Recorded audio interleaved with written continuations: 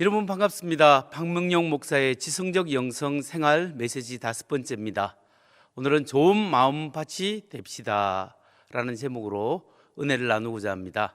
오늘은 마가복음 4장 말씀을 통해서 또 은혜를 받고자 하는데요, 우리가 어떻게 하면 영적으로 성장하고 성숙한 신앙인이 되어서 하나님 앞에 많은 열매를 올려드릴 수 있겠습니까?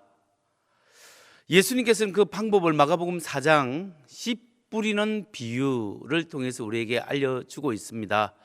예수님께서 이 씨 뿌리는 비유를 통해서 강조하시고자 하는 것이 과연 무엇이겠습니까? 우리가 성숙하고 열매 맺는 성도가 되기 위해서는 우리의 마음밭이 중요하다고 말씀하십니다. 하나님의 말씀 그 자체가 문제가 있는 것이 아니라 이 말씀을 받는 우리의 마음밭이 문제다라고 말씀하시는 거죠. 그러니까 우리 마음밭이 옥토면 열매를 많이 맺을 수 있다, 그렇게 말씀하십니다. 예수님께서는 4가지 마음밭에 대해서 말씀하셨죠. 우리가 잘 알다시피 첫 번째 마음밭은 길가와 같은 마음밭입니다. 씨 뿌리는 사람이 복음의 씨앗을 뿌렸습니다. 그 씨앗이 길가와 같은 마음에 떨어졌습니다. 그래서 새들이 와서 먼저 그것을 쪼아 먹어버리는데, 여기서 새들이 와서 쪼아 먹어버린다는 것은 사탄이라는 새가 와서 쪼아 먹어버린다는 뜻이죠. 그래서 길가에 뿌려진 씨앗, 그 길가와 같은 그 마음밭은 하나님의 말씀을 의도적으로 거부하고 말씀에 불순종하는 거죠. 하나님의 은혜가 떨어지고 하나님 말씀이 그 마음속에 뿌려졌지만 그 사람이 의도적으로 거부해 버릴 때 열매를 맺을 수 없다라는 겁니다. 두 번째 마음밭이 있습니다. 두 번째 마음밭은 돌밭과 같은 마음밭입니다. 복음의 씨앗이 돌밭에 떨어졌습니다.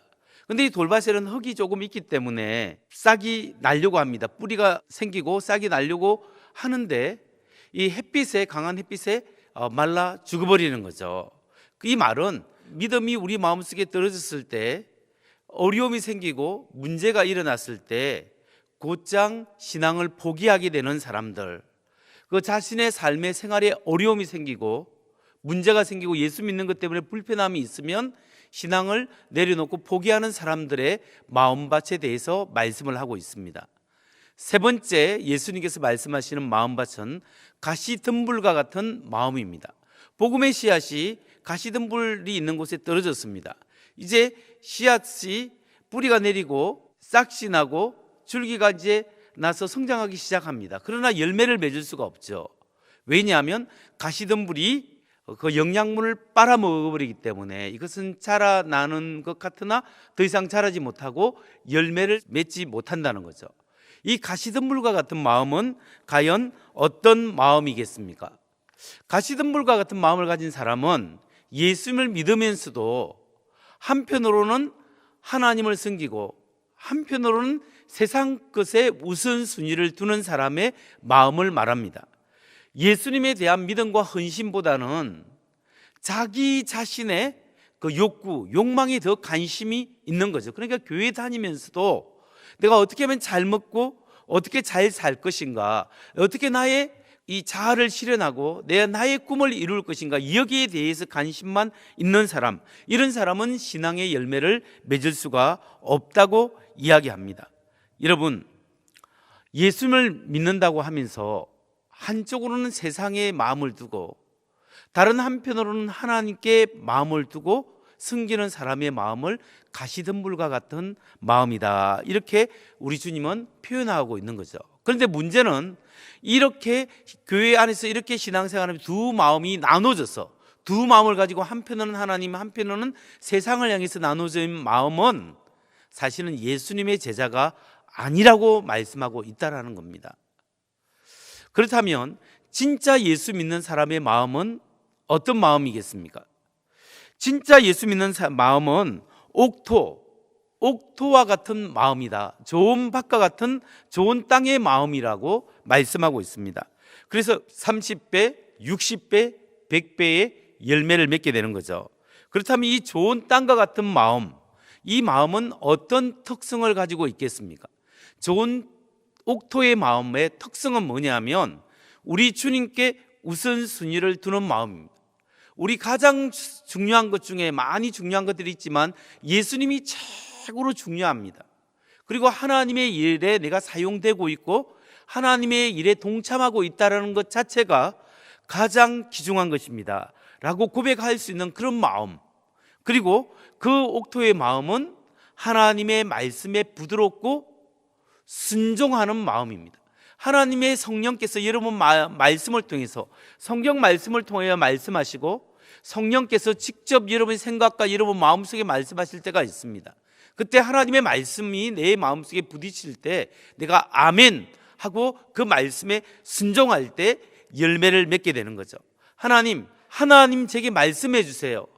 하나님 제가 믿고 순종하겠습니다.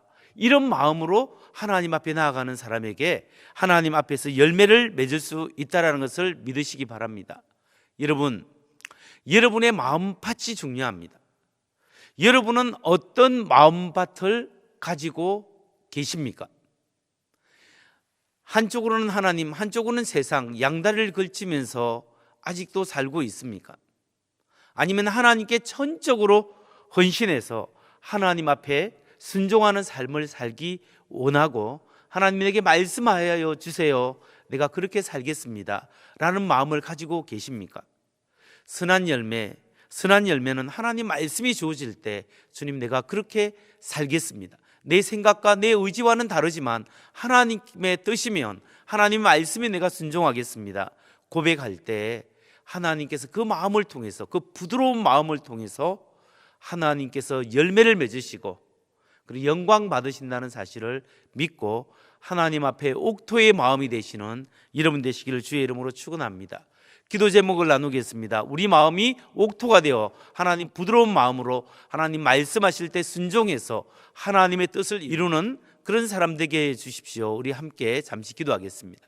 하나님 아버지 감사합니다. 오늘 예수님께서 씨 뿌리는 비유를 통해서 씨앗이 문제가 아니라 하나님의 말씀이 문제가 아니라 말씀을 받는 우리의 심령 상태가 문제인 것을 우리에게 말씀해 주셨습니다. 하나님, 한쪽으로는 주님을, 한쪽으로는 세상을 그렇게 섬기는 것이 아니라 정말 주님이 가장 귀중한 분입니다 고백하면서 주님 내게 말씀하여 주세요, 내가 순종하겠습니다 그렇게 고백하고 하나님 앞에 순종할 때 하나님 앞에 많은 열매를 올려드리는 복된 하나님의 사람들 될 수 있도록 하나님 아버지 지켜 주옵소서.